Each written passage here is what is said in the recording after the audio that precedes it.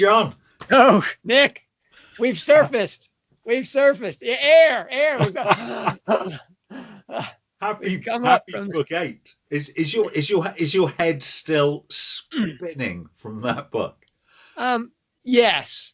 And anybody who says they've got this book, I mean, Ed Shardlow and one other person I know of is doing the Dickens read. They're reading it part by part, and God bless them. I couldn't do it again, and they're doing it much faster. You know, they're giving their off the cuff stuff as they go through it, and I see the wisdom of that. I've got to come to the middle road. Instead, I don't know what I want you to tell me what your reading experience was, and I hope people will comment about what their reading experience was this week. But my codex, my codex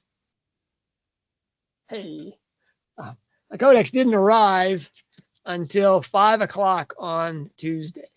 Have you got all the pages in there? Because that looks quite a thin book compared to mine. Yeah, it's the American edition came out with what I call modern library pages. You know, the thinner pages. And it didn't affect my experience at all, but apparently some people thought they didn't get their money's worth. Yeah.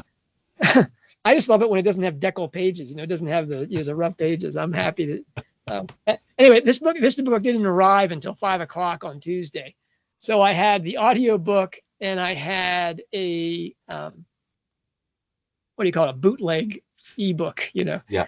And so I was. I had that day off. I gave myself that day off, and I was trying to read it. And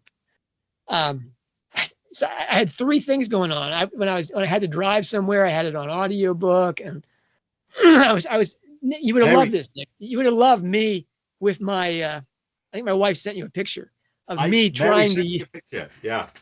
Of me trying to use an iPad, you know, just like, how does this work? You know, I've gone too many pages, up, down, side to side. I couldn't take notes. I kept trying to fold the page of my iPad. And I just kept trying to do that. What's wrong with this? Wouldn't stay on the screen. Yeah. Anyway, so I finally got the codex at 5 o'clock. So I was trying to use the iPad and fold the edges and stuff. Anyway, So I didn't get that far into the book. I got maybe halfway through the book. Yeah. And then, you know, I had 2 days where I had 8-hour shifts, and, you know, which was really 10 hours in terms of getting ready for work and coming back from work and eating and stuff. Yeah. And so I didn't get through the book until what? Yeah. I finally just stayed up all night. Yeah. Wednesday night or Thursday. I think I finished Wednesday night, Thursday morning. I finished it, but I was a train wreck. You know, when you're reading at 3 or 4 in the morning, you know, it's just not the same thing as you know. I've explored the extremes. I'm reading this as fast as I possibly can, and I've read this. I'm going to read as slow as I possibly can and chart it and make comments and stuff. I think Ed has the right ideas. You read it, and then you take a break, you comment on it, you think about it, you go back through it. You know, okay. The Dickens method has its real benefits, but Ed hasn't finished the book yet. So I wanted to be able to say something with you on this first week. Well, I didn't go back and reread it. I mean, Kelly Loomis has written it. The subscribers and the Hardcover All Pros and all the people on the moderators channels here, they've written to me and shared their first thoughts. I think Kelly's on her 3rd read now. She's done the original read. And then she's done the audiobook, the 31-hour audiobook experience as well. Now she's on her 3rd thing. And seriously, the people like Sandy Hope and Kelly Loomis and Ed, the people that have written and shared these things with me, if I forget to say this is from your thing, you'll recognize the things that you've shared with me that I'm talking about here. I hope I remember to say those things. It's curious to me, the people that really get what we do here, which is the tools in the shed, the springs in the lake, and the golden threads that run through all of her work, the plot points and the exposition and such.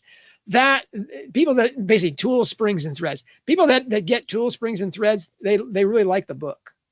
They really enjoyed the book, and they're looking forward to doing the hard work now, which is to really dig in, doing a reading basically for each tool. I mean, you can't do the alchemy without doing a reading just dedicated to the alchemy. No. You can't do the structure without doing the hard work of going through and laying that out. Okay, I mean, those people are excited and thrilled. I think, though, most of fandom, Nick, didn't have that experience. No. The non-tool springs and threads people really found this a disappointing chapter in the series. Is that your experience? Yeah. So I think first of all, tell me about how you read it. How I read it. So I for each book release, my first release is always going to be the electronic version, because they drop midnight or thereabouts. And I'm an early riser anyway. I'm typically awake and reading at about 4 a.m. New release book day, 2 o'clock I was awake. And as soon as you're awake and thinking, my goodness, it's 2 o'clock on book release day, I was not going back to sleep. So I picked up my tablet, switched it on. There it was, ready for me to start reading. I had a look at Audible. Audible was a little bit later. My Audible copy dropped at about 4 a.m., at much earlier than it has on earlier releases.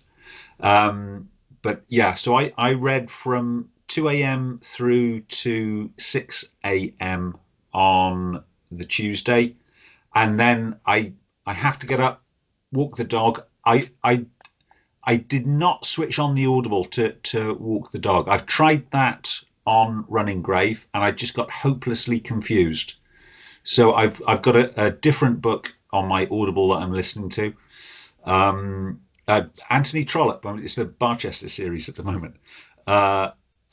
Then I had to go into work. It was a preparation day for me at work, so I had a nice leisurely lunch hour that I was reading, got back home, continued reading. The hard copy, the codex, was delivered in the afternoon while I was at work. So then that first day I had the 3 copies, nice and early. Unfortunately, Wednesday, Thursday, I had some big items to take care of in work, and that slowed me right down. Basically, it was just evening reading from then on. And, as a lot of you guys will appreciate, if there's something complicated going on at work, that takes some of your mental capacity. So it's fairly slow reading. The work stuff went really well, which meant I could take some of that mental capacity back on the Friday, but it wasn't until Saturday morning I finally finished. And then I went. Seriously, I mean, the fact that we're talking about that is like a late finish. Yeah. For a 900-page work when you're working full time.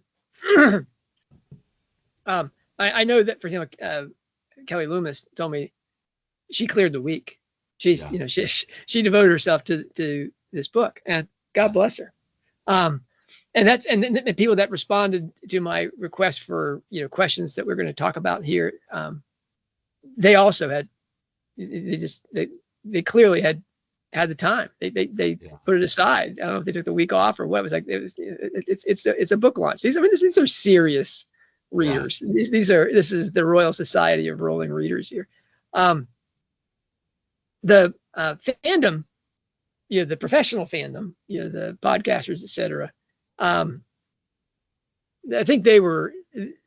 What was the tweet that that Rowling responded to? Oh, so I have many questions. First question: how dare you?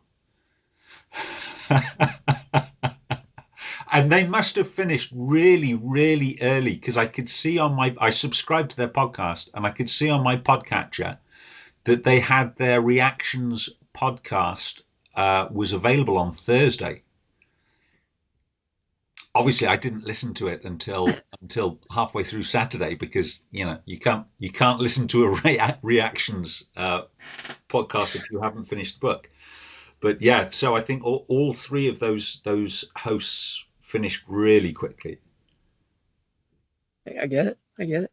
Um, have you listened to the reactions podcast? I mean, is this? I mean, Yeah, I have. I have. So there's uh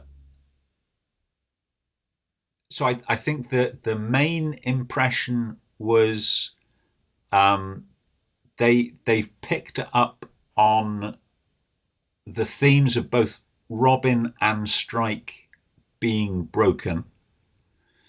Um, very excited with the staircase scene at the close of the book. I mean, it's a proposition of marriage, which I know when we spoke yesterday. Really, is that a death knell for the Platonic relationship theory? I mean, it's a proposal of marriage. It's it's also got reflections of Gaskell's North and South. It in that it's a proposal of marriage that can't be accepted. It's just impossible. There's no way that a woman that is going to birthday dinner date with her boyfriend, who she knows has got a ring and she's going to be proposed to, is going to accept Cormoran on those stairs. It's a doomed proposition. If it follows the North and South theory, then there will be a second proposition. And yet, you know, there's a lot of parallels there. Okay, Strike isn't North and Robin isn't South. They're sort of the other way round, but they do come from these different cultures. He can be, as he demonstrated aptly through the book, a difficult character. He has been disappointingly manipulative. They didn't go so far as I did when I accused him of acting exactly like Charlotte does in terms of that manipulation of scenarios to get what he wants. But yes, as you can imagine, it's very ship heavy. and I can see that there's just disappointment there. There was another tweet though where Rowling responded saying, basically, "I'm sorry you're disappointed, but I didn't say it was going to be easy." You know, Yeah. it's just Yeah. Okay. Um, Yeah, I mean, with 2 books to go, we knew it wasn't going to. I think we're fairly confident it wasn't going to be smooth sailing. Although that in itself would be quite a brave decision in this sort of rolling romance to have it at the end of book 8 having a romantic resolution. They are now happy and they are together. Here's book 9. That in itself would be a brave decision. I think a platonic resolution would be even braver, but we'll see. yeah, boy. Okay. Um, we're already talking about our predictions that we made from that. It was a pretty good day for Hogwarts Professor on the predictions. Wasn't it just? I mean, we both read. I think I read it first, and then I urged you to read the preview. I mean, John, read through chapter 3. Yes, I think it was. It wasn't a suggestion. It was more of an instruction. Yeah. So I have to. Chapter 3, John. My hat is coming off for you. That was remarkably prescient, and of course, as I had to do, because I remember this wacky theory that you came up with that seemed to make sense at the time, but I had to go back and reread that article. I've already admitted, in terms of psychomachia and mythology, I have only a tenuous grasp, sort of traveling in your wake. But it's what's remarkable is not just how accurate it was; it's your method of getting there. That you were using these tools, you were going where psychomachia and mythology pointed you, based on literally just the evidence of that reveal of chlamydia, and frankly, it laid it out almost perfectly from your article. So we had the pelvic inflammatory disease, not due to an NHS misdiagnosis or late treatment. Of course, she was treated exactly on time, but she had some asymptomatic holding on to that chlamydia, causing the scarring that you predicted. We had the lost. We were expecting the lost child, of course. I don't think we were expecting it that early in the book. We had the suggestion of a pregnancy trap from suggestion. well, Really? yeah. I mean, it was all there, wasn't it? It was absolutely all there. I think if the book had finished there, we could have said, John, job done. John's a genius, and job done. John's a genius. First, you don't mention that I went back and read that piece again about, Robin is sterile, prove me wrong. Yeah. And one of the longest pieces, it's a long argument. There was very little positive pushback on. I mean, both Ed Charlow and the other serious reader said, well, it's entirely speculative, John. That's really a reach. You can't know for sure. And I was like, oh, come on, guys. Yeah, of course it's speculative. We don't have the book in our hands. And then they said, well, yeah, okay, it's consistent. It's coherent. You're making your arguments from tools, springs, and threads. So, let's go there. But there was very little, I'm on board with team, Artemis, I'm on board with Robin being sterile. The thing you didn't mention is that a large part of that argument was springs. Yeah. Was that, something that we really wouldn't have discussed except for your work is that, Rowling's company is either, the Turf Tea House lesbian league, groups that are by definition almost childless without radical intervention. Yeah. Her sister doesn't seem to have had any children, and two of the three sisters of Swing are also childless, it seems, and one of them is professionally and her identity as a baroness, that she is without children. Now that without that strong backdrop that Rowling has in her life of childless women, why would she want to make her main protagonist really in the story, her self-insertion in the book, why would you want to make that person sterile? I mean, that really buttressed the mythological Artemis thing and the psychomachia aspect of it, about how, but largely mythological. I mean, because you can't do Castor and Pollux if they're not going to have a brother and sister type relationship. Anyway, so that was great. Did it validate tool, springs, and threads? Well, that means that if we miss using tool, springs, and threads, that invalidates the tools, springs, and threads. So I'm not going to go there. I mean, the hit is nice, especially one that was that. I had three people write to me and say, "You've got a good case for a copyright, infringement thing." You published first, John. You published. That's right. That's right. There it was. And I should say that Kathleen O'Connor. I couldn't figure out how this was going to come up in the story. Yeah. Because the whole IVF type thing with Ilsa and her husband. It was people that tried for a very long period of time before they decide, okay, we're effectively sterile. We've got to do something else. I said, I don't know how to do this. And I think Kathleen said in the pregnancy trap thing that she could see Murphy impregnating her, stealthing her. Yeah. And that made me say in the comments, okay, that's your means is, she becomes pregnant, and it's an ectopic pregnancy because the fallopian tubes are closed. And so that's how we get this is, I predicted that she would have a hysterectomy, but they got it quick. They got it very quickly and saved her from that. Now that's a, thanks. Anyway, thanks. Thank you to Kathleen for the assist there. I would not have gotten there. But that was fun. But the bigger reach really for that, and we'll talk more about, Robin as Artemis and the mythological backdrop to that.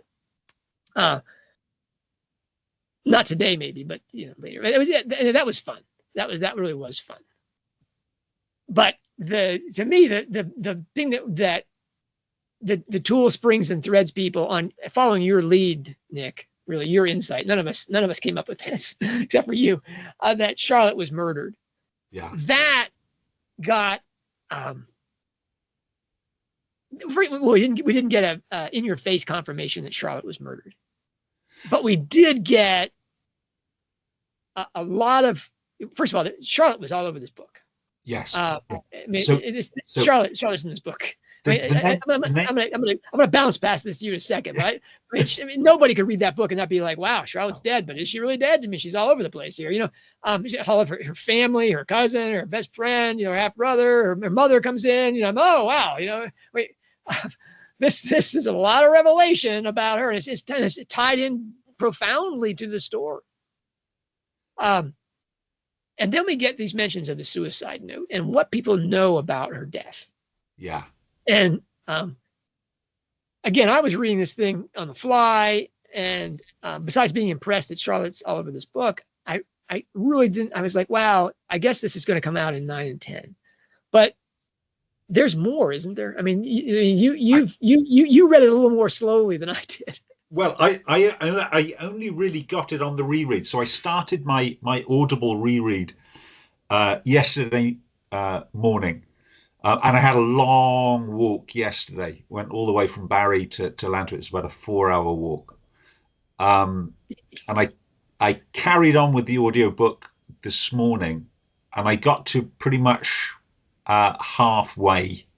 And it's the Robin Valentine Lancaster interview, that horrible interview.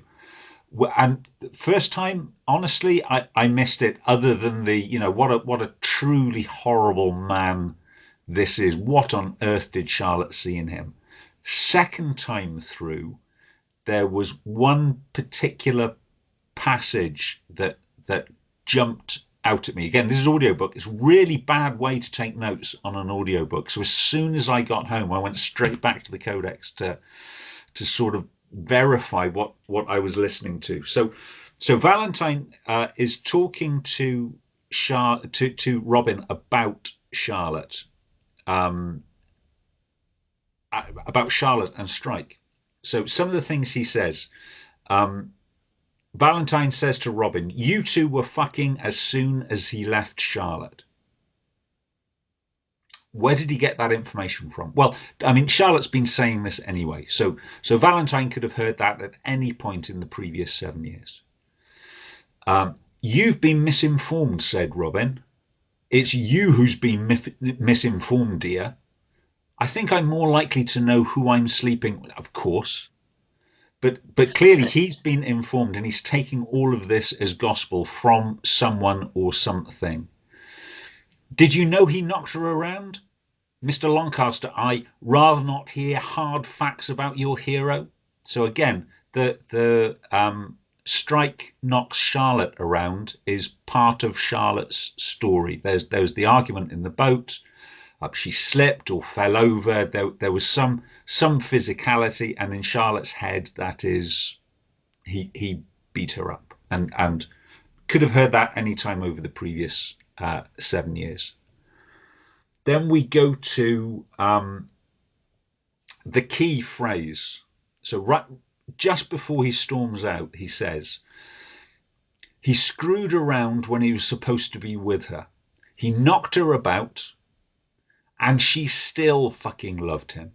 And the night she died, he said stuff to her. My information is he didn't pick up the phone, said Robin. Then you need a better source of fucking information, said Valentine. I apologize to listeners for all the swearing, but it is in the text. So this is the key bit. So screwed around when he was supposed to be with her. Okay, that's Charlotte's impression. Could have said that to Valentine at any point. Knocked her about. That's her impression of the incident on the boat. Could have said it at any point, and she still loved him. Well, Charlotte was claiming that almost up until the day she died. But this bit, and the night she died, he said stuff to her. Where can he possibly get that information from? The night she died, he said stuff to her. The only place he can get it from, either directly or indirectly, is from the suicide note. Well, couldn't Charlotte have called him that night as well and spoken to him? It's possible, but then you've got the same problem. If she wrote it in the suicide note, or she phoned Valentine and said it to him, she's so upset she's about to kill herself. She's angry at Strike. Why is she angry? Because he won't even pick up the phone. Why would she say, I'm this angry, he won't pick up the phone, I'm going to call Valentine. I've just spoken to Strike. He said these really horrible things to me. It just rings a false note for her to make up a conversation that didn't happen as an excuse to why she's so depressed. When she's got one ready made, she's in this black hole and he can't even be bothered to pick up the phone. Why would she need to make up him saying mean stuff to her? And if it's in a note, she didn't write that note. Yeah, the suicide note, remember, is a very long thing. It's pages and pages. It's not, Cormoran treated me badly, therefore I'm killing myself. Sorry to my children, etc. Just it's pages and pages. Doesn't her sister say that everybody gets taken down inside the suicide note? Yeah. So when so it wasn't written after the attempts to contact Cormoran. That's the suicide note includes that element. But if it was going to include the night she killed herself, there can't be that long a gap. If it's in the suicide note, and I've just spoken to Cormoran and he said some really horrible things to me, she didn't write that the day before. That's right. One of his sources of information, Nick, could be that he killed her. It could be. There is a disconnect. There's a disconnect between Valentine and Amelia, because in that horrible anti-interview between Strike and Amelia, where Amelia could very well tell Strike what was in the suicide note, but Strike decides to tell Amelia, he says, and he could have stopped it. That night, he could have stopped it. All he had to do was pick up the phone. And Amelia says nothing. So either Amelia has read the note and the note says, just spoken to Cormoran and he said some really horrible things to me, and she decides to say nothing. But if Amelia really thought that was true, why would Strike then claim that all he had to do to save me was pick up the phone was what would have been in the note? So either she knows that Charlotte didn't write that note, or some other reason she doesn't want Cormoran to realize. There's no logical reason for it other than she doesn't want Cormoran investigating why the note doesn't reflect what he claims happened. Okay, let's go tools, springs and threads here. Okay. First of all, that's a big tell, and you're saying you said it, you think you suggested it's in the dead center of the book, which for Rowling is the meaning is in the middle. I mean, absolutely. So full disclosure, I'm going to the last numbered page, which is the credits. I think the song credits are the last numbered page. So the last numbered page is 903. So the dead center of the book should be halfway down, page 451. And it's exactly halfway down, page 451. I don't know whether she's got some whoever's setting the type, whether she's got some pull to tweak it left, right. I don't know, but it is. Yeah, there's. I mean, I haven't done the charting yet. I have the chart. It's laid out. It's it's very big. It's 3 pieces of paper, and I got it color coded in terms of the parts. I mean, I'm ready to start that hard work, but you've got to make some decisions when you chart it. And first of all, you'll see the latch. Basically, the first part tells you the mystery, and the epilogue is going to resolve all those things. So then you have to find the center, and everything is then finding the center is the hard part. And there's 3 ways to do that. Perhaps the most obvious one is the one you did. You just drop the book and see where the halfway point is. Yeah. That's going to be the meaning in the middle. It's going to be right there on the pages. What this whole book is meant to just give you something towards what this is about. But it doesn't really work as an axis because there's no real Charlotte presence in the beginning and the end about her being murdered and stuff like that. Yeah. So that isn't a natural turn. It is a meaningful middle, but it's not a turn in terms of everything's going to reflect that pivot. The next way is to take the number of chapters, which we have 127 chapters. The natural center for that is 64 because you've got 63 chapters on one side and 63 chapters on the other side. And that's an interesting thing to do, but that's the discount, really a critical part of how Rowling writes now in these books compared to, say, Harry Potter, is that she writes in parts now, capital P parts. And I think that gives her more flexibility in terms of creating that structure, doesn't it? That's right. And so, and she also, does the rings within rings thing. Those parts in the few books that we've done this for, those are also rings. But if you do it by parts, now you've got to figure out what the epilogue is, because there are 10 parts and an epilogue. Is part 1 to be grouped with the epilogue, or is the epilogue kind of like an appendix, like some vestigial tail hanging down from the thing as the resolution to it? And we haven't done that work yet. We don't know yet. So it's either part 6 or part 5 is the center of the book. If it's part 6, then you want to find the center of part 6. Again, 5 parts on one side, 5 parts on the other side if you include the epilogue as a part. It's a 12 chapter thing, and that 12 chapter piece is going to be the center of it is going to be, I think, between 72 and 73. But that's well beyond the chapter middle or the page middle. Yeah. So again, we haven't figured all that out yet in terms of how that pivot works.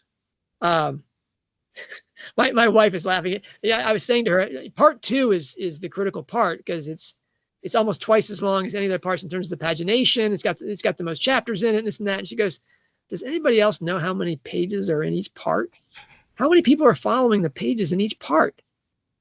And I was like, dear, that is the set of 1, in Rowling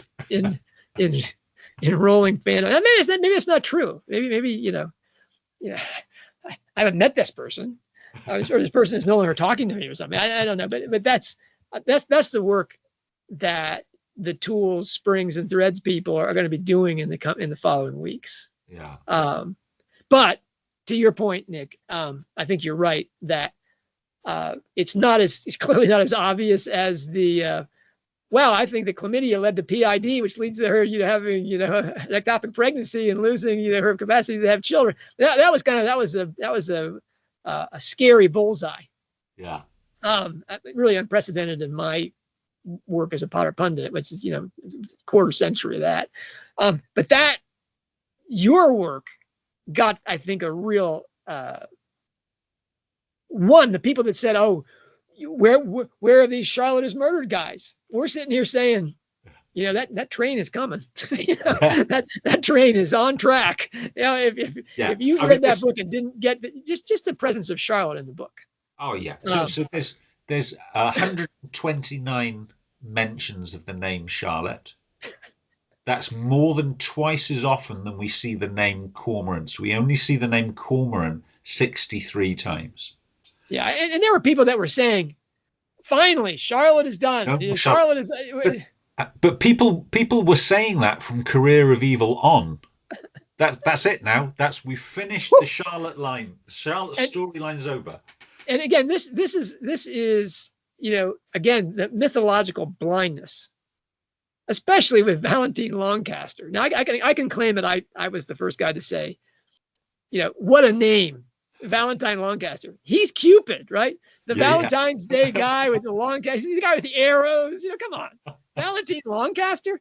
And this is really goes back to the first time we meet Robin. Really, she's talking about the statue of Eros in Piccadilly. Yeah. Circle, square. What is it? Circus. Piccadilly. Circus. Oklahoma's a long way from London, Nick. Let me tell you. It's a long. I've been there. I can't remember. Anyway, that's. There, Robin, she's proposed to by Matthew, Matt Cunliffe. Yeah. And with the drunks around her and this and that's a great thing. She's just thrilled to death. She has the engagement ring, which I guess gets some pea mash in it. We get the pea mash reference again about resuscitating that fish. I was like, oh, the pea mash is back. Oh, how great that is. That there's so many of those. All these, if you pick up any book in the Strike series, and there's reference to it. We'll come back to that. But the mythological thing is that that statue is not, even though it's called Eros, is not the statue to Eros. It's Anteros. It's the theological love. It's really much more agape love than it is the love of desires and romance. Cupid, however, and this is Fairy Queen. This is Spencer. That Anteros Eros friction and how a human being orients themselves is really what Rowling is after here. This is a psychomachia issue. And I had this out with Kelly Loomis, who was really disappointed on her first read. And I was just like, if you're not reading this book allegorically and anagogically in terms of the tools, you're not going to get what it's about. And she said that her second read, her audiobook, she says that helped a lot, because really Robin is the soul. She's the psychologist. She's entirely consumed in this. And she's the feminine aspect. And in this book, at least, Strike is the spirit calling to her, come to me. This is basically God saying your orientation has to be towards me. I'm older than you are. I'm ugly. I've misbehaved. There's a lot of mysteries about my whole background in terms of this and that. But I've cleaned up my act, and now I'm calling to you for this relationship. Robin, however, as the soul, is disinclined. She feels the calling of spirit, certainly. She knew she was in love with Cormoran long before he did, right? But the body is the soul's. You can call it natural, but the only reason that you can call natural there is to understand that there's also a supernatural and a contranatural realm, and the natural realm for the soul is attachment to the body, and really concerns of the ephemeral world, of advantage and disadvantage, and the claims of the body on the soul are, especially for a woman, okay, in terms of a woman being physically designed to bear children, those demands of the body are much more significant than they are on a man who doesn't bear children. And so she winds up with Matt Cunliffe, which to Strike, again, in the role of Spirit here is like, how can she possibly be with this loser? And then with Ryan Murphy, the same thing. How can she possibly be with this guy who's not her equal? Her only end can be in God, in spirit. He's finally recognized that, as slow as he's been out of the blocks. But if you don't see that this is the allegory of that, you can't understand why we get Lethal White all over again in this book. And we see that repeatedly when she's talking about Murphy and love. And we get that duality of the mind and the intellect. She says, and I think I love him. No. Oh, no, I know I love him. I know I love him. Every time she mentions love, it's I think I, no, I know. Yeah. And that's this division. Yeah. Between Anteros and Eros.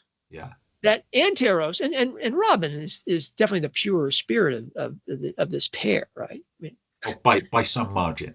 Yeah, I mean, really, Strike is the son of Johnny Rokeby and of Zeus and Rowling's whole issues with institutional church and this and that. I mean, her idea of God is definitely tarnished. But it's still, here's Strike calling to her to her he's fostering her vocation.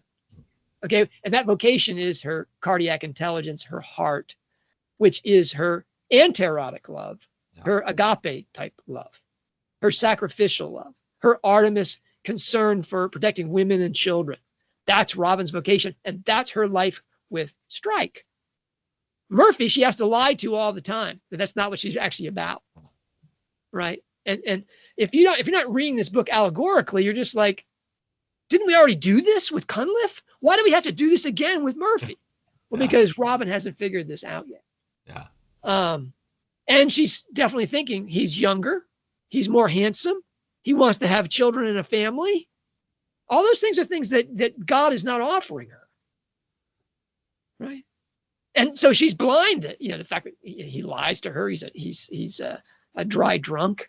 He's and that he almost certainly. It's important to stay hydrated, John.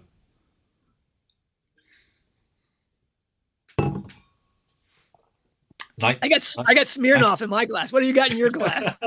Gin. Yeah, pure London gin. So she's blind to that. She's again, just like with Matt, she's blind to this guy and his failings. Well, everyone's telling her that she's blind to Strike's faults. Boy, she knows Strike's faults inside and out, and she lays them out on the stairwell scene. Hey, it's a bit late for you to be coming up with this, buddy. But I think the extended play. There's theories about the structure of the series, and people that are playing that game, we're not going to know the structure of the series until the series is over. But I mean, I love you dearly. People that are really knocking themselves out about that, but it's like this book. In the previous 7 books, we had the parallel series idea to kind of orient us, in terms of the games about, which Potter book does this reflect? This book just flips that. Every single Strike book is the template for is the parallel series thing. I mean, I was so hoping we were going to see a parallel casual vacancy, and the Iron Bridge. There's a lot of parallels to Pagford and Tuts Hill, but there's not enough, and we're not there enough, and we haven't got the characters. It's not a parallel of.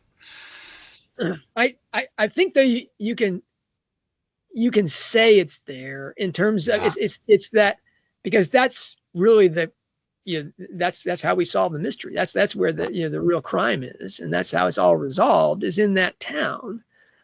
So I'm not gonna. You're taking that off the board because it wasn't dramatic enough. It wasn't like Half-Blood Heart or whatever they're whatever the thing that B did between Ink Black Heart and Half-Blood Prince. I mean, there's not that kind of bold parallels with Casual Vacancy, but there's some there. But really, to me, the parallel series is the 7-book series of Cormoran Strike. There we see every single book referenced inside this book, and a wonderful woman, Sandra Hope, in our back channels. I may write up just her notes, because she sent me all the parallels she just found, and I don't think she was. I think she did it after she read the book. I don't think she was taking notes all through the thing, saying, "Oh, here's the wrist bangle, just like Evan Duffer gives to Lula Landry." I mean, there's all these connections between every single book, and maybe we should devote a podcast just to that. But it got to be funny. It was like, oh, there's that. Check that by. There's another one. There's another one. It's the whole structure of the thing is Career of Evil and all the the madness and this and that. If Rowling jumps the shark in this book, is that Robin has turned into just like this incredible punching bag. I mean, how many times do we have to see her physically assaulted and attacked and abused and terrified? And I mean, it's just one of these. Okay. And not just physically, but she takes an emotional pounding. Yeah, I mean, this is like the people that argue, I think, with Merritt. There's no way that Harry Potter arrives at Hogwarts, not just a total damaged, irrational, a person with the emotional quotient of 0, after life with the Dursleys and separation from his family. I mean, how does this guy turn into the boy who lived and this heroic character? It's just not realistic at all. Now we're talking about Robin. I don't know how many times she has to be attacked, assaulted, knifed. I mean, it's like, come on. But if she jumped the shark, maybe it happened here in terms of that final attack, on Robin. I was just like, oh, really? We're gonna do the rape scene over again entirely? I mean, is this really happening? Again, that's the series echoes. We got every single attack on Robin got replayed again inside Hallmarked Man. Anyway. Okay, so maybe we should do a whole podcast with the series echoes, because that seems to be one of the models for this book in terms of the parallel series ideas. Now she's doing within its own series. She's referring to her previous series, the 7-book series, which was the 7-book set. Now we're apart from that. Fun idea. I want to talk about.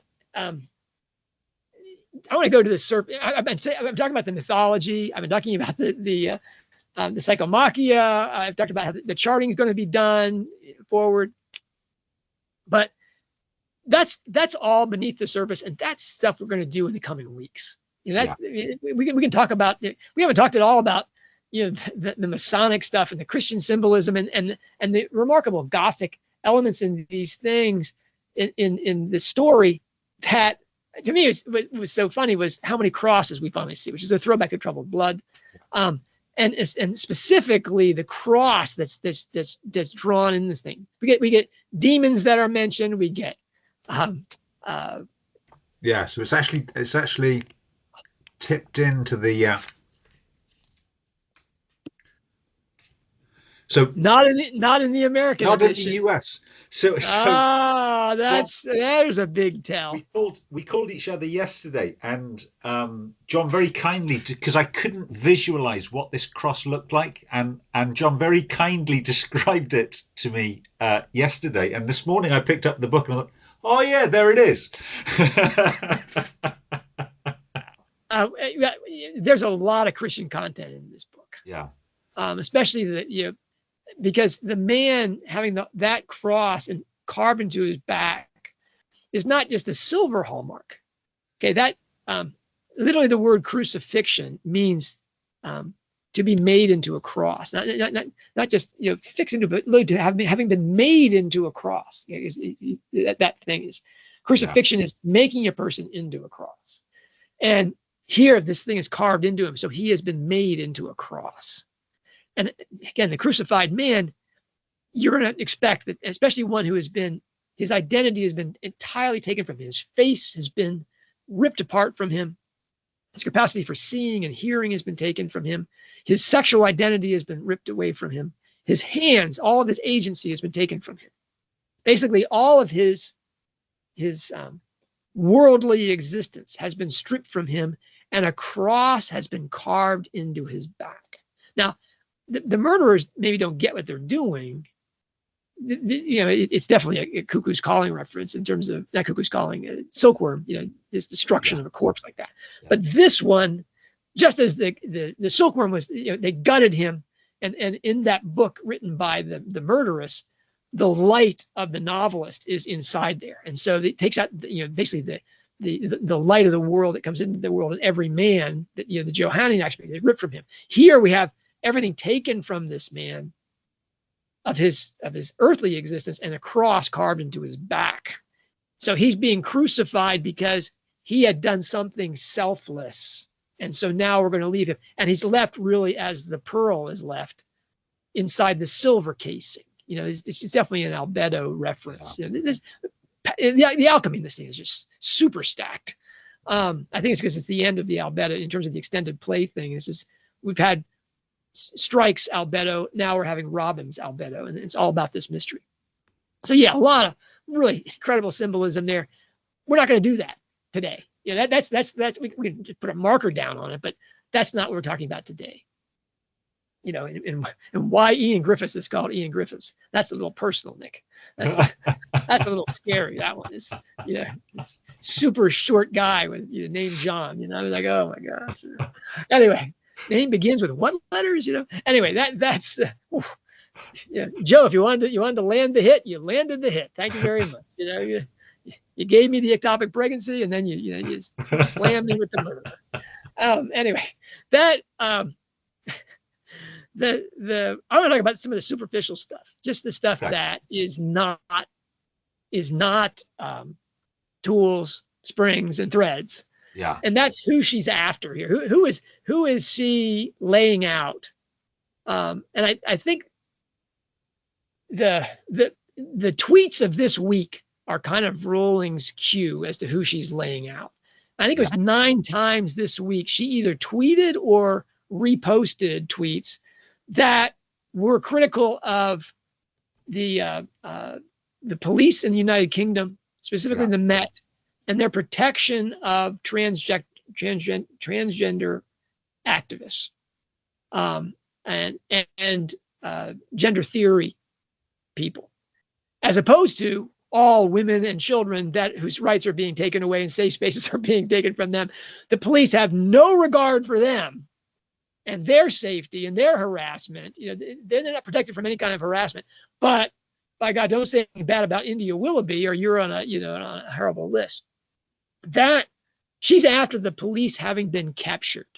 Yeah. And that's what we see inside Hallmarked Man, is that the police, that whole the police, the Masons inside the police guarding one another, and how they've been captured by this pseudo religion, which Rowling has repeatedly called gender theory as a false religion. Yeah. She set this book up as she has a false religion that the police are captured by, and so they protect the murderer and don't investigate this thing the way they could have, because they're totally thinking. And certainly the media is that way too. You have Dominic Culpepper definitely being the bad guy here. Yeah. But he's totally after Strike. Yeah. And it's all his personal, vendetta.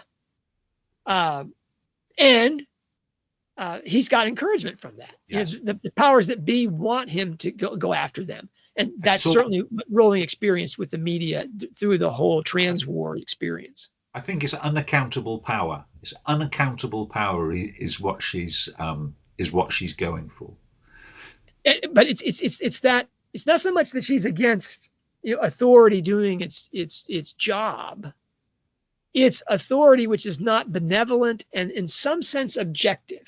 Yeah. It's the captured authority that she's trying to say is so dangerous here. And that's clearly reflective of that's she was anti-media and anti-government at the beginning of her writing Harry Potter. Yeah.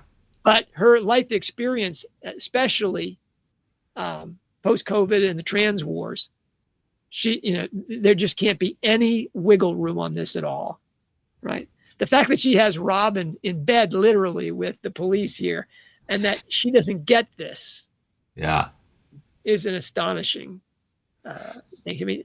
All right, so the first target is, I think, the police and the media, and then there's this mysterious figure, Nick. Tell me about this upper class lisping. So readers in the UK, this is so completely transparent that you do not need any explanation whatsoever. So we're talking about Lord. For all of us in the United States, Nick, please. Okay. So we're talking raise about the veil and tell us. Lord Oliver Bramfoot. So let me read a description of this character. Strike had never met Bramfoot, but he knew what the man looked and sounded like, because Bramfoot was one of those public figures who managed to penetrate the mass mind like a noxious, invisible gas. So quite a flattering portrait we've got. Marlborough educated, a scion of nobility. What is Mulberry? What is Mulberry educated? So Marlborough is a public school, quite a grand public school. Not quite to the level of Eton and Harrow, but again, I would imagine for libel reasons, she couldn't have said Eton. But I think in our minds, we can read Marlborough as Eton.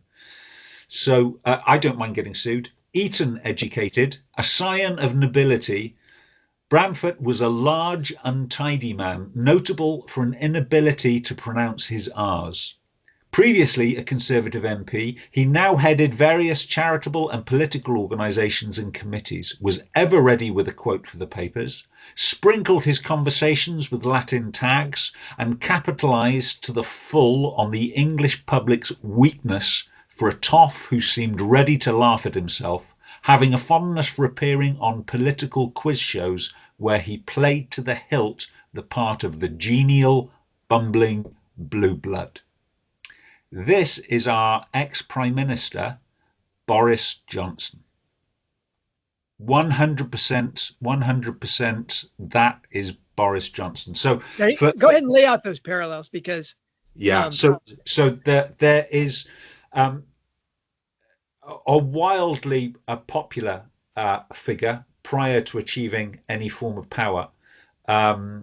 He was a political a commentator and columnist. He regularly appeared on a panel show, what they call here a political quiz show, called Have I Got News for You? And this basically launched his UK image as this bumbling, upper class, genial, hail fellow, well met kind of character. You can see clips on YouTube. So if you go onto YouTube and search for Boris Johnson, Have I Got News for You? You can see his performance to the T. This he's Eton and Oxford educated, Boris Johnson, that is. He is a classicist and a very, very well read classicist. He can drop both Latin and Greek almost at will. But also, I saw one of the clips where just spontaneously he reels off, I think, the opening of the Iliad. Yeah. And the scansion was perfect. I mean, the guy probably hasn't looked at that book in 30 years or whatever. Yeah. I mean, this is a throwback. Yes. To, an era where, and Rowling is referring to that in the epigraphs. We'll get to that. But I mean, that where the classical backdrop was just a given in that class. Anyway, I'm sorry to interrupt, but I mean, but you remove classical bona fides are real. But you remove that persona that Boris has created and this Bramfoot has created. You remove that persona and just look at what the person has done, and you realise what a dangerous political animal they are. So Boris Johnson, a Conservative MP, well known for getting Brexit done. Now, you may be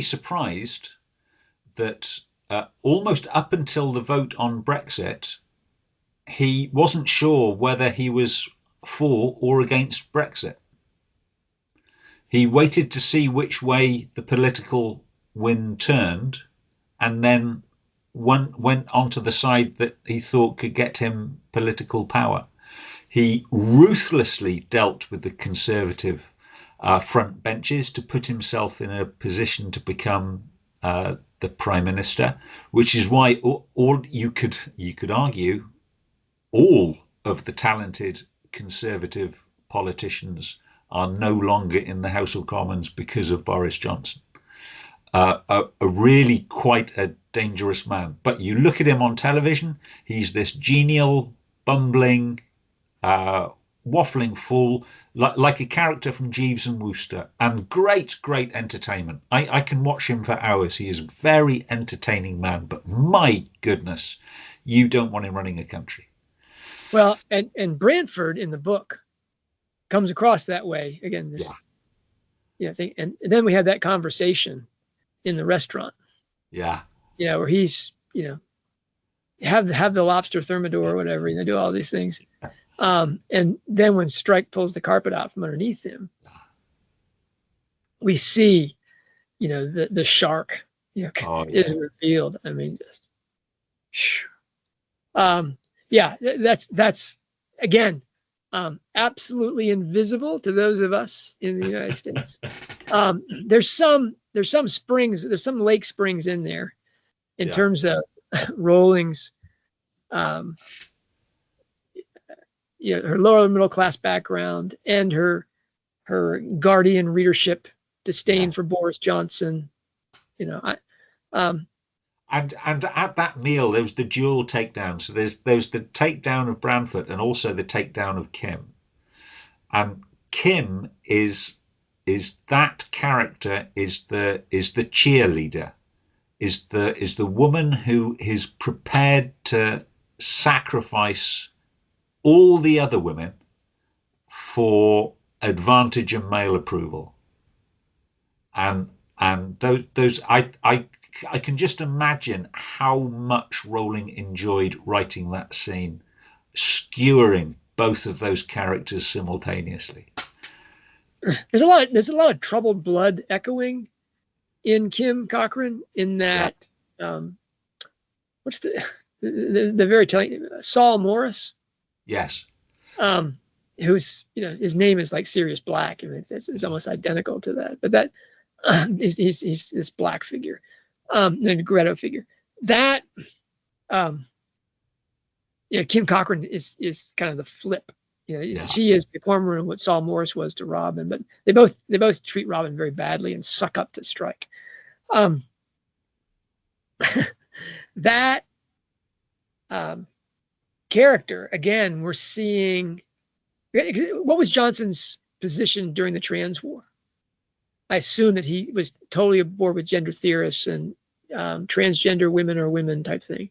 No, so he largely ignored it. So it was his Conservative Party that pushed through a lot of the legislation for the gender recognition certificates. But it was not. That was the Conservative Party put that. That was the Conservative Party pushed that through.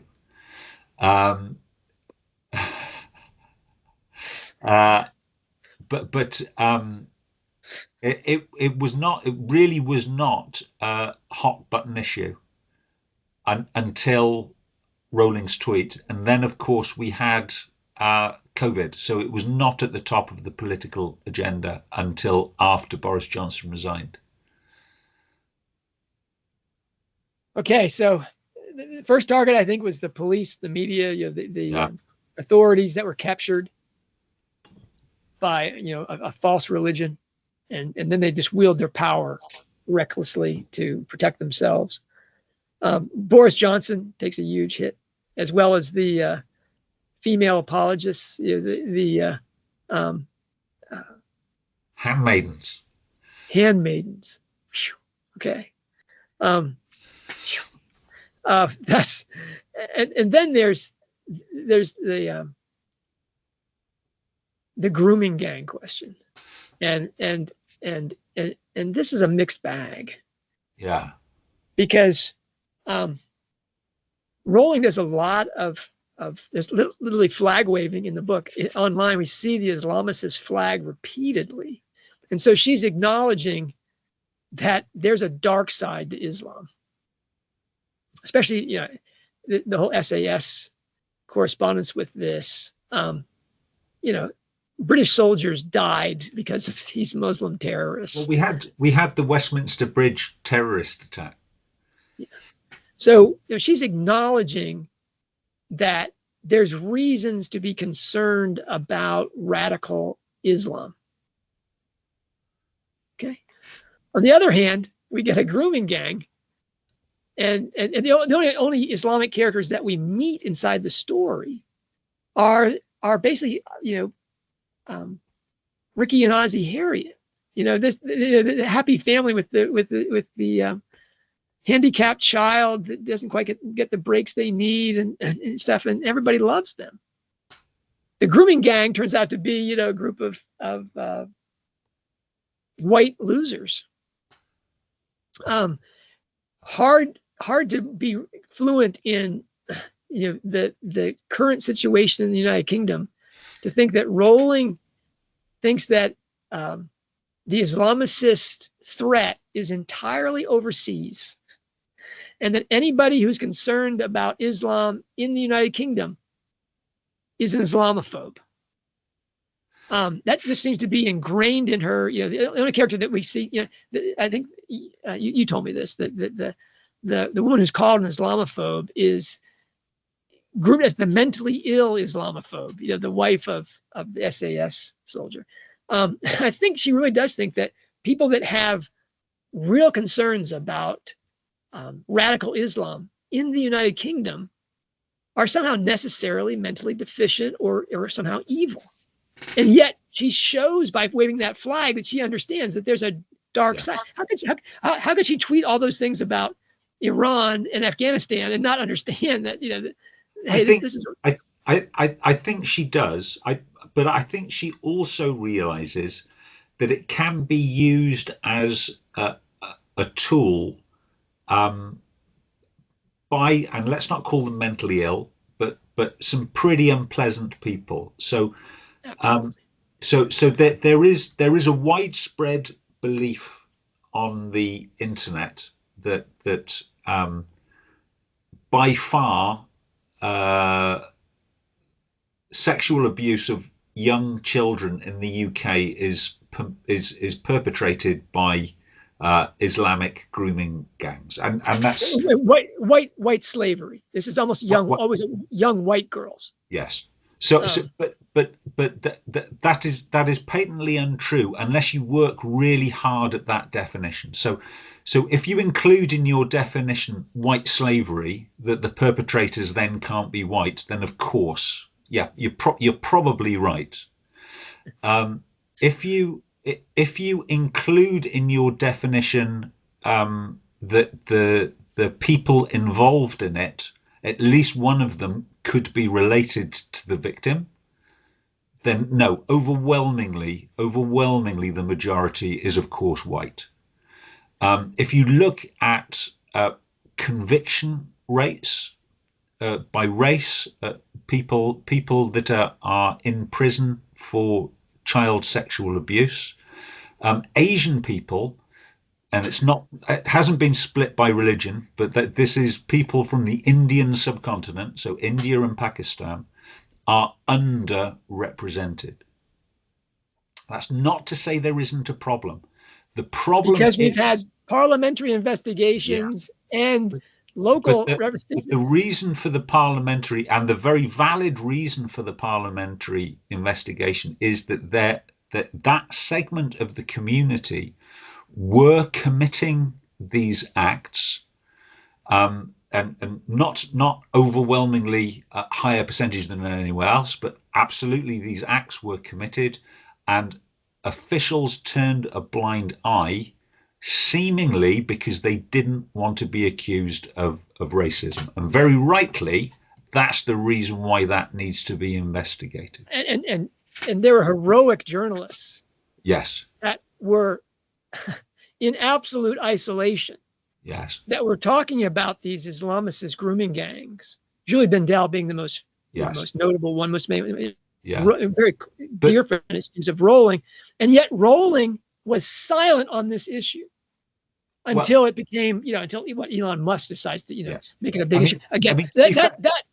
At the point that Bindel was writing these articles, Rowling wasn't tweeting about anything. So this was many years ago, and also she was not investigating Islamic abuse of children. That's clearly not what she was investigating. She was investigating why these acts weren't properly highlighted and investigated.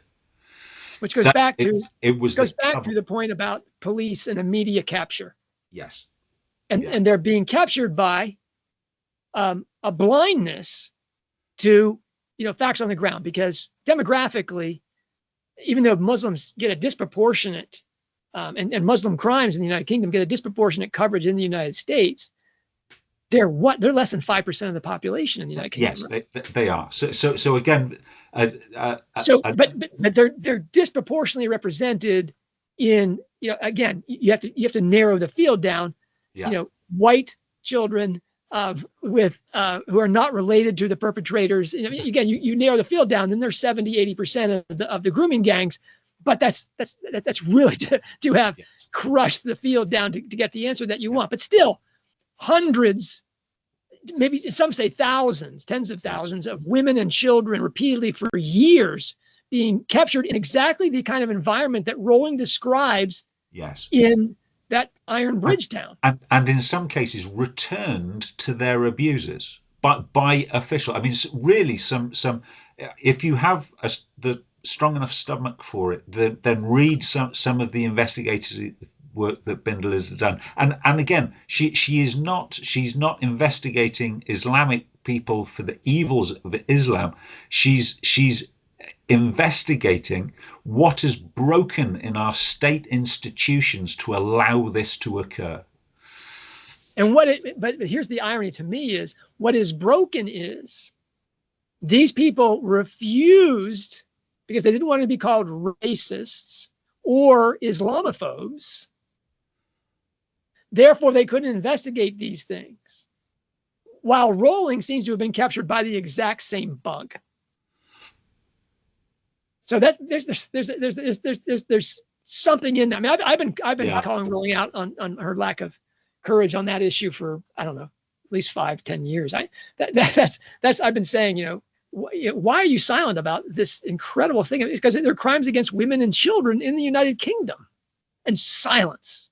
Okay.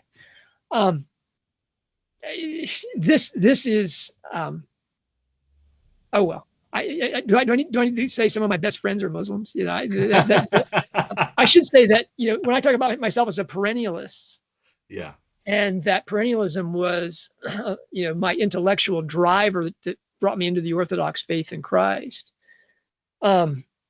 is almost entirely an Islamic exercise. They're all Sufis. So I mean, if you want to call me an Islamophobe, fine, go ahead. Certainly as an Orthodox Christian, the Orthodox Christian world is, having been subject to dimitude in the Ottoman Empire and today, is we're very well aware of the front and the back, and the very large back to Islam, especially in today's world. So anyways, go there if you want. Call me an Islamophobe. I'm just saying, wow, the people who are being called out here seem to be principally the women like Kim Cochran, who were definitely willing to do whatever to join in the TERFs must die type thing, to get their advantage inside the world. The Boris Johnsons, who are just wicked people that work the narrative expertly to get what they want, to get power. And then again and again, the police and the media being captured by an ideology which amounts to a false religion. To, but captured also by their own self-image. So how often do we get you're just trying to embarrass them out? You know what? Yeah. Well, if they can't solve it and we can, I'm sorry if that embarrasses the Metropolitan Police. and yet Robin kowtows to that. I mean, Yeah. that she has to say that that's a legitimate concern. I mean, it's embarrassing the number of times that she's basically taking Murphy's position because she's literally in bed with the Metropolitan Police and their concerns. Again, that only makes sense in terms of the anteros and eros distinction of the soul's question, because that's not just a woman's issue, right? It's especially a women's issue because of women's biological concerns, but Yeah. It's a human issue for every human person that has a soul, and I believe that's the full set, Nick. I think that's the full set. Those of us that are a soul body unity, reflecting the transcendence and immanence of God. Which way do you orient yourself? There's the right way and there's the wrong way. The right way is towards the spirit because that's eternal, and the wrong way is towards the ephemeral and advantage. You're gonna die. And that orientation is the entire thing. Robin has made the hard right choices again and again to follow her vocation, a great sacrifice to herself. She details all the things she's done for the agency. Remember, the agency is really a theological term. What do you choose to do?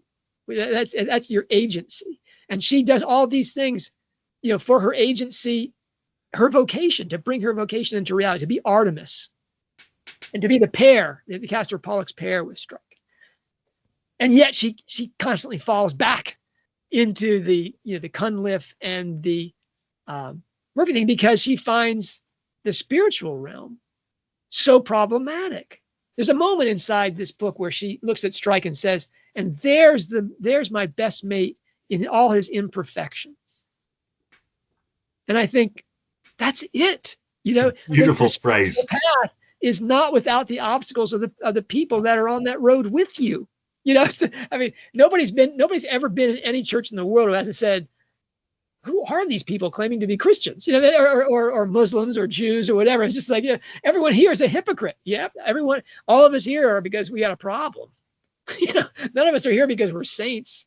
It's the school of saints or the hospital for sinners. Well, guess what? Until you come out of the hospital for sinners, you don't get to go to the school for saints. No. Do we get? Right. And Robin is having that conflict. I mean, those three targets. Yeah. The so-called Islamophobes, Boris Johnson, and the police and media. Those are pretty straightforward, or whatever. But they gave me that whole thing gave me a clue about, because one of the great games that we love inside Rowling Strike books is the epigraph game. Oh, yeah. I mean, the epigraph game. What is the source? Now, usually it's pretty transparent. The first book, it was the classical allusions. And I really think that we get Virgil there as kind of the background template for that whole book. And then we get Silkworm and early modern drama.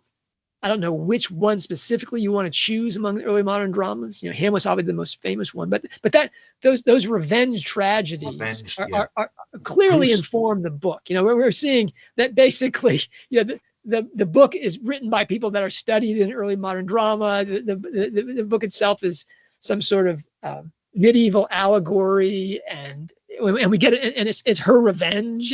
Okay, so that was good. Then we get Blue Oyster Cult.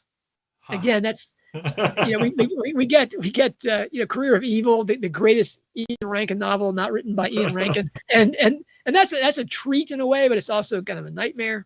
Yeah, it's just the rock and roll thing and hard metal. Got it. Then we get Rosmere's Home, which I think it was B. Grove said there's not a single book on the planet that is more devoted to a text. More epigraphically indebted. Okay, and true, but then it's followed by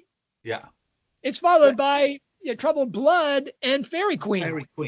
And Rosmere's Home and Troubled Blood and Fairy Queen.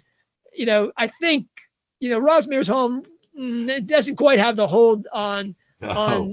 on that book that Fairy Queen does. You know, where Strike becomes the Red Cross Knight. You know, and the cross symbolism is. I mean, seriously, I enjoyed this book, and there's spiritual depth to Hallmarked Man, and there's stuff I want to, you know, obviously we're going to be working on for months to, you know, to bring this up. There's a lot of sweets in this bag, and we're not anywhere near the bottom of this bag, but Troubled Blood is, you know, so much better, you know, Yeah. than this. I mean, it's just so much more satisfying and rich in terms of its allegorical content. It's much more accessible, I think.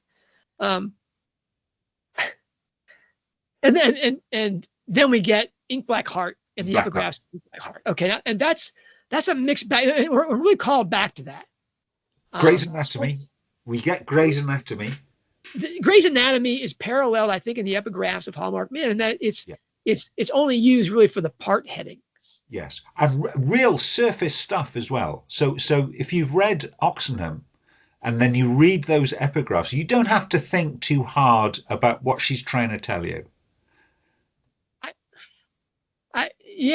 I was disappointed. You know, I read Maid of the Silver Sea. I read Louise Freeman Davis's guide to it, which is really invaluable. I mean, if anybody knows John Oxenham and his books, Louise Freeman Davis is your guide. You really need to go to read that. But the epigraphs were just, you know, just like tiny pieces that she just threw out there. Yeah. And not as obvious, other than the alchemy and the fact that we have the water and we have the silver and we have, you know, okay. There's that.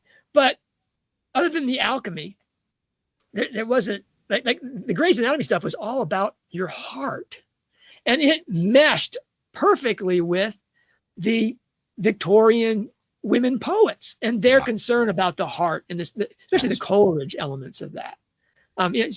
Coleridge's offspring certainly, but Coleridge informs all the other poets about this heart capacity.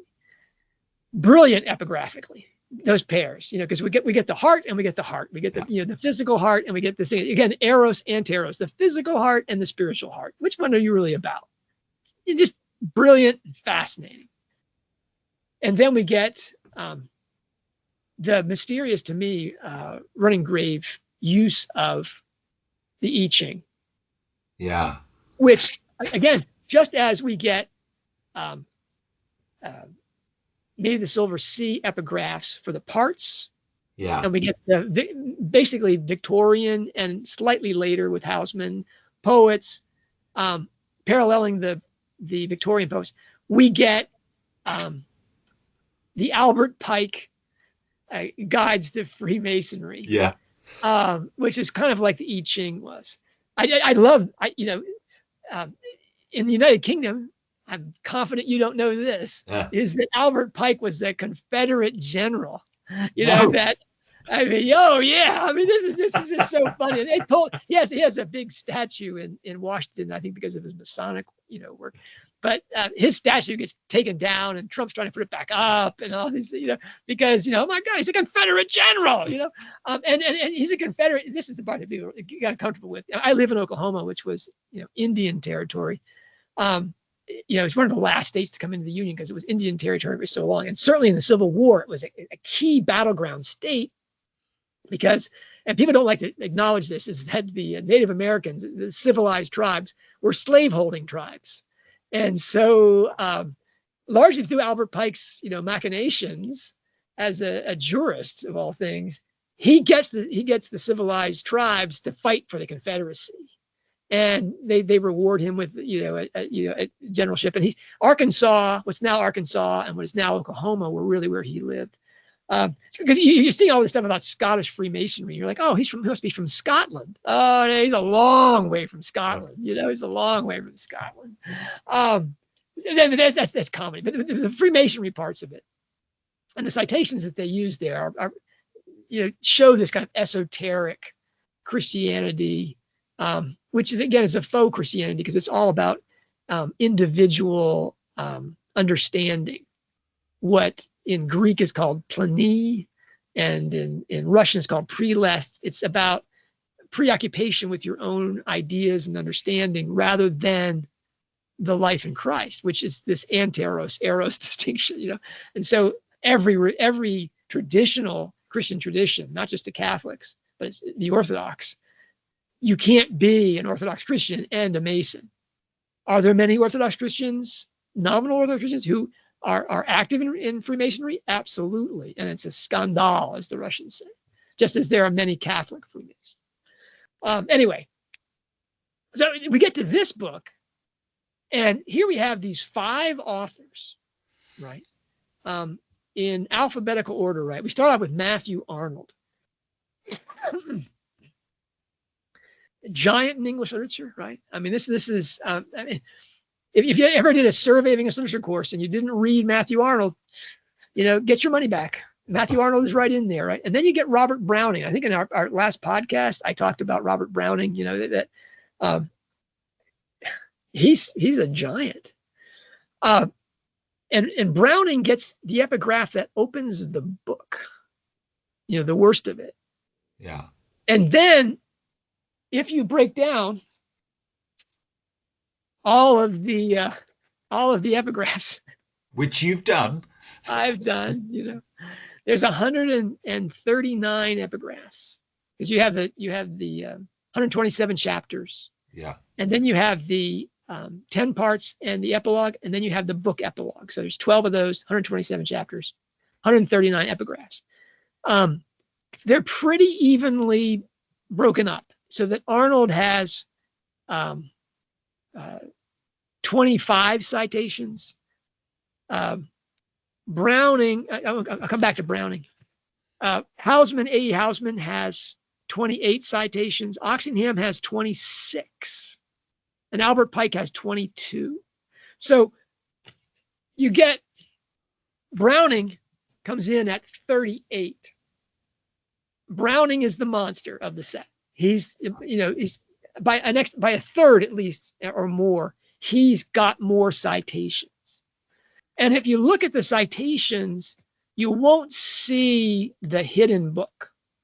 All of the poems of Matthew Arnold are pretty much, you know, taken from his work. And Hausman, we know that I love the Hausman things, because Shropshire Lad and Last Poems are the only things that were published during his lifetime, other than his translations, which, you know, he talk about a classicist of the first rank. Hausman is much better known among classicists than he is among, you know, poetry lovers. You know, which is amazing, really, especially because he wasn't Oxford certified. He doesn't pass his Greats exam. But after Shropshire Lad and Last Poems, the Last Poems weren't the last poems. His brother puts out 2 more books, more poems and additional poems, you know. Anyway, and we get, you know, the things from those things. Shropshire Lad gets the most citations. Yeah.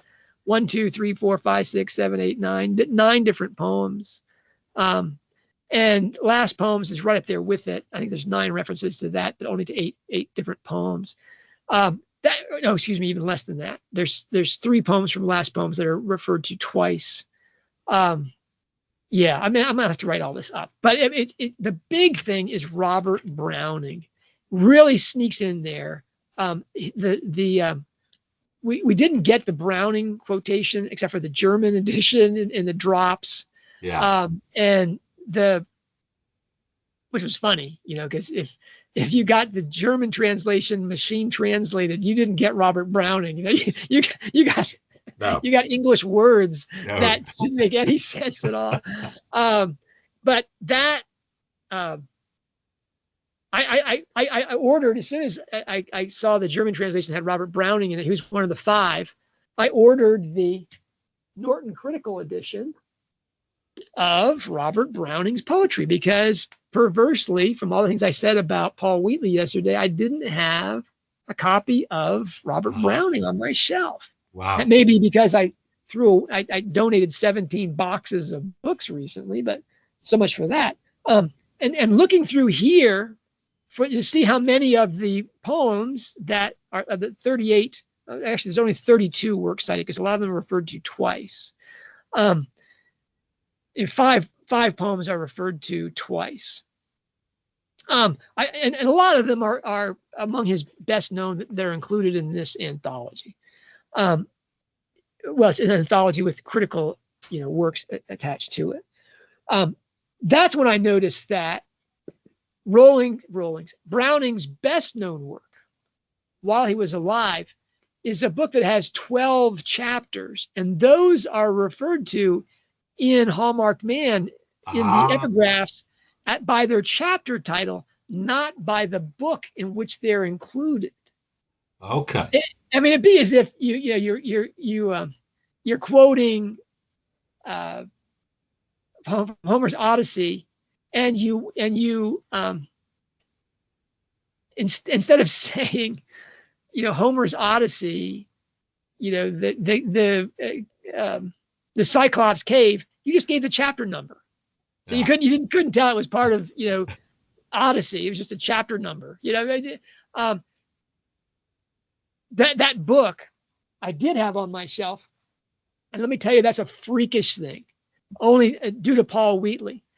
And it's a funny thing. I couldn't throw it out when I was, going through my books and just really taking maybe only 1 in 10, it turns out, but still 17 boxes, large boxes of books, because of the title of it, Nick. I don't know if you can read this. The Ring and the Book. The Ring and the Book. I just thought to myself, how can the guy that does ring composition throw away an epic poem called The Ring and the Book, right? And sure enough, Robert Browning is most of the epigraphs, and the book or poetic book, because the Ring and the Book is a coherent story.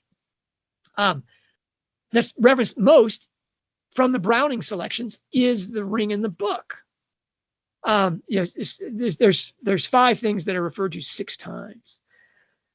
And so I went and I had to read up on what is the Ring and the Book about. Well, the Ring and the Book is Robert Browning, again, the husband of Elizabeth Barrett Browning. And we'll have to come back, Nick, to talk about why that's important, right? Because from a previous book template that surfaced from the epigraphs. I think we could do a whole episode on the epigraphs. Yeah, it's this important. But anyway, the Ring in the Book is Browning is in Italy. He lived in Italy for years with his wife before she died. He's book shopping and he finds what they call the Yellow Book, and it's the court testimonies from a trial in the late 17th century, 1690s. And Italian courts at the time didn't actually have in-court testimony. They had written testimonies that were reviewed by a board of judges. Now so you could have a book of just those testimonies. It's sort of epistolary almost, right? Letters so you get events from different perspectives and all those things. I mean, you'll love the Ring and the Book, because the first chapter is called The Ring and the Book, and the last chapter is called The Book and the Ring. Of course. Yeah, I'll post again. This is one of those ding.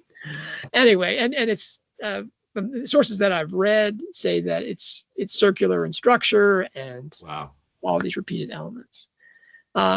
Anyway, what's the story about? A family in Rome, sort of down on their luck, I guess.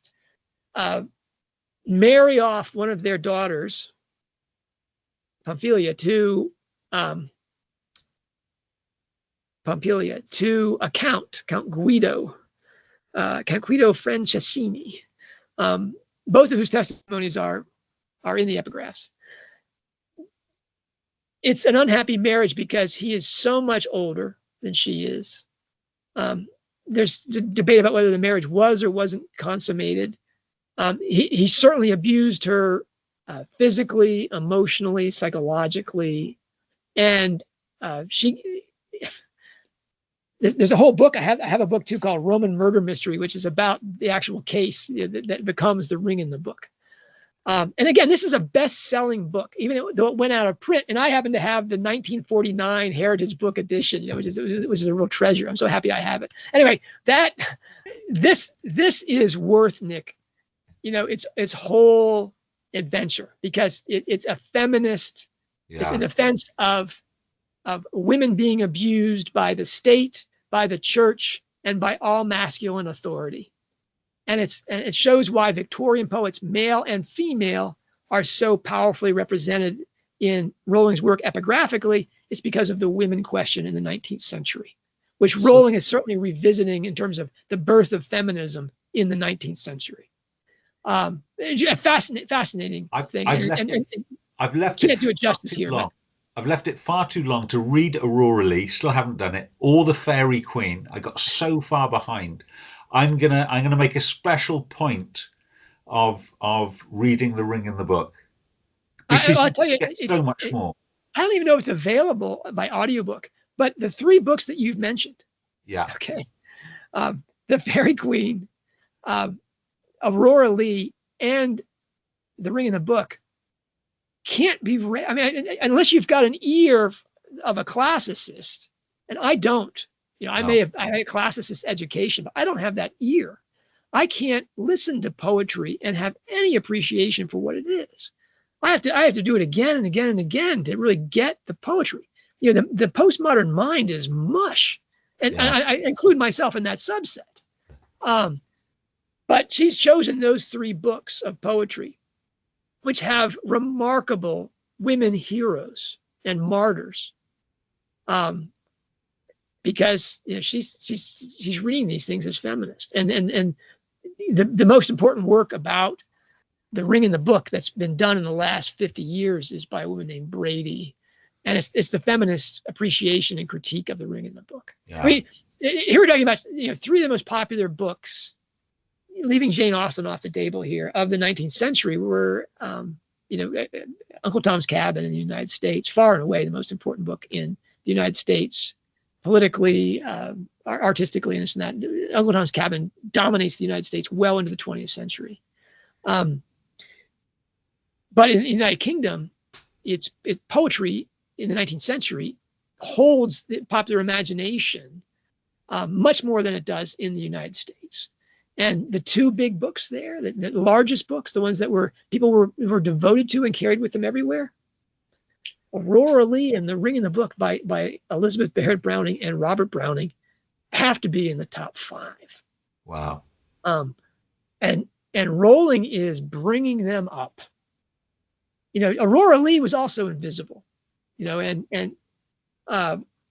we have affirmation from her that's a thing. I think it's a good bet that The Ring in the Book is a large part of the subtext of that. Because of what we talked about in terms of capture and the abuse of women by authority. Oh, so that's our first take, Nick. And what a ride is it has been. So what's the plan for next week's talk? Wow. Tools, springs, and threads, Nick. I hope by next time we meet to have. I hope I can complete the charting in a week and have some real conclusions about what each part means. Yeah. What's the center of each part? Maybe how they just roughly how they relate to one another. Whether the epilogue is a tale, or whether the epilogue is the 11th part, which makes the charting a lot easier if it's the 11th part. Because it's let's just to say flat out, there's people that are charting these things. This is an unusual book. Yeah, in many respects, but it's unusual in that we don't get sort of a prologue set of chapters. No, that's right. So we get an epilogue, but not a prologue. So hence the reason. Is this some kind of tale at the end? Yeah. I mean, that's the work I have to do as that guy. I'm sure there are people out there that are doing this, and that's good that I'm not reading their stuff, because there's. The problem, as I said at the end of my Running Grave exposition, is I'm the only person doing this. And so my prejudices and certainly my bias towards this structure aren't being challenged by anybody. We're not seeing somebody else try to use the same tool and reproduce it. Yeah. So maybe somebody else is doing that right now. Great. let's Don't say anything yet. Don't say anything yet. Wait oh, for go the ahead, publish it. publish. I'm not reading it. Go ahead and publish it. But I'm going to be doing my own thing, and I hope somebody else somewhere will chart the individual parts of these things and see if they, using these tools, come up with similar conclusions that I did. This has been an absolute joy, as has the book. Real pleasure to read, and I look forward to talking to you again next week. Yeah, I confess, after the trauma of the first week and the reading stuff, I look forward to this week because it's pretty straightforward. Now I get to do a slower reading, make the chart, really get to know this work, take notes about the threads, the springs, the tools. Now we get into the real work. It's fun. This is kind of like the wedding, and then you get the marriage. The wedding can be traumatic, but God willing, the marriage will be this male and woman, soul and spirit. And it's not just the woman always has to be the soul. Not the case. In fact, Strike has obviously been the fallen soul through almost this entire series, and Robin has been kind of the spiritual orientation for him to keep his head on. That's I'm looking forward to I get to do my thing this week, the tools thing. I hope you'll be doing your thing, the spring stuff, as well as the golden threads. Especially anybody that wants to work on. I think Kathleen O'Connor is working on the artwork. That's really an important thing, because one of the golden threads we talked about is writing about writing. Rowling's talking about art and its effect on scenes and this and that, and that work has never been done. And I'm really hoping Kathleen will take the leading point on that. That would make a great episode as well. I hope we can get her onto one of these shows. That's right. That'd be super. Right. Okay, thank you, John. I'll see you next week. Thank you.